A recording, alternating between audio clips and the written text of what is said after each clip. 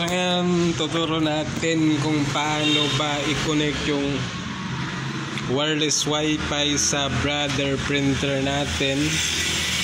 Kahit anong model ng brother, pareho lang settings nito. So itong brother ko is almost 3 years na to sa akin ginagamit. So maganda yung brother kasi ano siya, matibay. So yan, connect natin yung wireless wifi sa brother natin at TCP T17W. So pareho lang naman settings nito sa mga brother na brand. Una is pindutin mo yung menu isang beses, tapos itong search button up and down, hanapin mo yung network dyan, network. Ayan, network. Tapos pag nasa network ka na, press OK. Hanapin mo yung WLAN or LAN. Ang pronunciation niya is LAN lang kasi WLAN yung spelling niya. So ayan, naka-LAN na siya.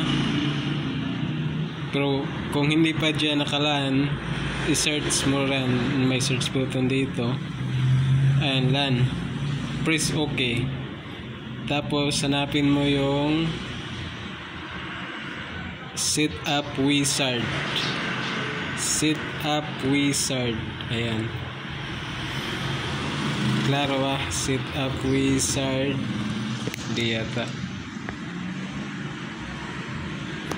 Setup wizard.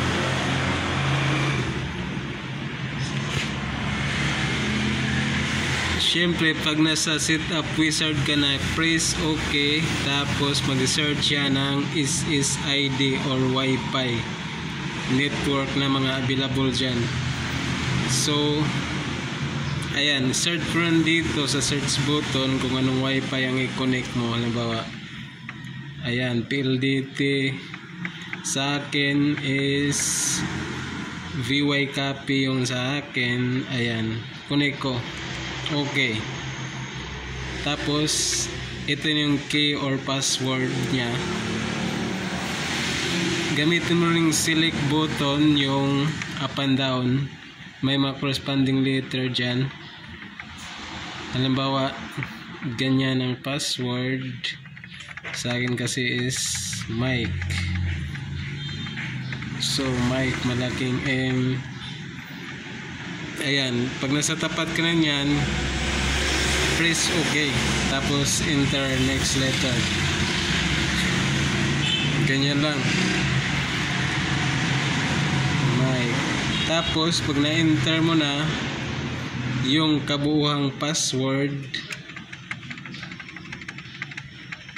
i-double click mo lang. I mean, i-double OK or double.